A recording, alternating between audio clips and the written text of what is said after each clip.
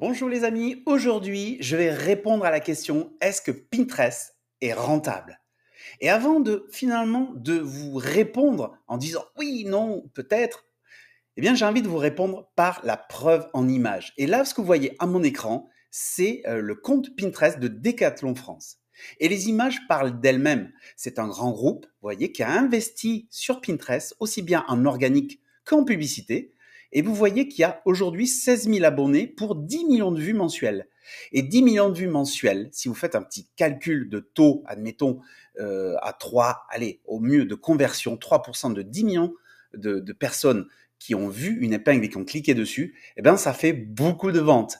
Bon, là, c'est vrai que si vous n'êtes pas Decathlon France, vous êtes une petite entreprise, un petit entrepreneur, vous allez me dire, oh, Olivier, je ne vais pas faire les mêmes chiffres. Eh bien, détrompez-vous parce que Pinterest, justement, vous allez pouvoir engranger autant que Decathlon et avec une méthodologie qui peut être organique et payante à la fois et atteindre, alors peut-être pas les 10 millions du premier coup, mais en tout cas atteindre des paliers de millions, voilà, de millions de vues mensuelles par rapport à votre domaine de vente, à votre expertise, vos offres que vous avez. Eh bien, c'est possible. Alors, je vais vous montrer un autre compte, par exemple, parce que c'est pas que, par exemple, Decathlon, mais ça peut être aussi, regardez, hop, voilà, c'est aussi, par exemple, Cartier. Vous voyez que Cartier a aussi investi sur Pinterest et c'est pareil, à plus de 10 millions de vues mensuelles. Là, il y a un peu moins d'abonnés, bon, c'est assez sensiblement pareil, mais vous voyez, pareil, la même typologie, des éléments, des épingles qui ont été postés il y a 50 minutes. J'imagine qu'il y a un community manager qui est derrière, bien sûr, mais vous voyez que Pinterest est vraiment un élément qui est utilisé. Et alors après un dernier, hop, un dernier pour vous montrer.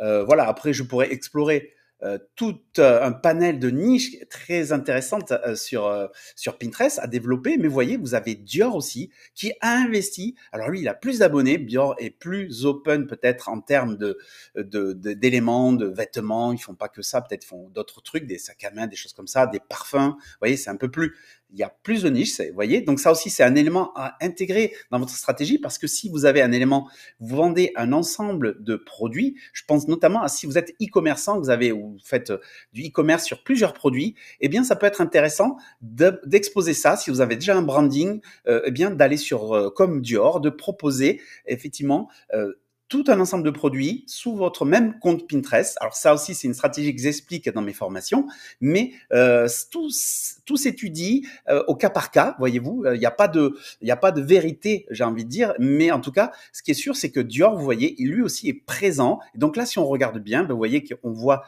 donc les expositions du moment, les collections hiver 2024, après les bijoux, et j'imagine qu'il y aura un peu les parfums à un moment donné qui vont apparaître.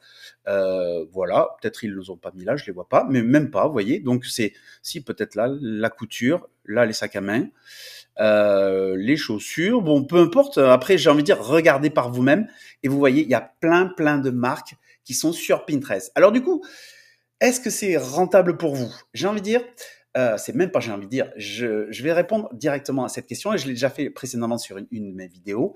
Pinterest est intéressant pour presque toutes les niches. J'ai dit presque. Et pourquoi? Avant tout, Pinterest est connu pour tout ce qui est du site e-commerce, pour du milieu qui est l'environnement global de la famille, des choses qu'on peut faire soi-même à la main, tout ce qui est plantes, tout ce qui est couture, vous voyez, tout ce qui est mode, beauté, tous ces domaines-là plaisent. Et l'enfance aussi d'ailleurs, tiens, la petite enfance, les enfants, les produits associés au monde des enfants, les choses qu'on peut faire avec des enfants, vous voyez, tout ça, c'est des déclinaisons, mais tous ces domaines-là cartonnent.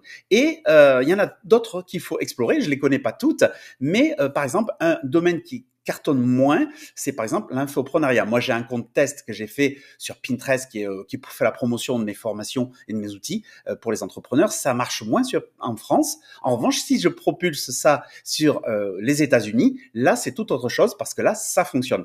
Donc, c'est pour ça que si vous avez un domaine de prédilection, une niche bien définie, il faut d'abord l'étudier parce que c'est peut-être pas sûr que sur Pinterest en France, ça va marcher. Et après, si vous voulez pas vous ouvrir à l'international, c'est pas la peine d'essayer d'aller faire du Pinterest si vous voulez pas aller vendre des choses aux États-Unis ou que sais-je, vous voyez. Donc, du coup, Pinterest, oui, c'est hyper intéressant il faut l'étudier par rapport à votre domaine de vente et vos offres. Et puis ensuite, si c'est le cas, vous faites la preuve qu'il y a déjà des marques qui sont présentes dessus, des concurrents qui sont sensiblement par rapport à vos offres. Eh bien, ça veut dire qu'il y a quelque chose. Et du coup, ce que je peux vous conseiller, un premier step, c'est de regarder les comptes comme je l'ai fait là sur l'écran, de regarder combien d'abonnés, s'inspirer un peu de ce qu'il y a. Alors, vous n'allez pas voir sur Pinterest si vous ne connaissez pas. Je vous l'explique rapidement. Sur Pinterest, c'est un média social. C'est plus orienté ça. C'est d'abord l'image qui prime et l'interaction, elle est très peu. Il y en a un petit peu, mais on peut pas échanger autant qu'on peut le faire sur Facebook, Instagram, Snapchat, que sais-je, vous voyez, ou TikTok.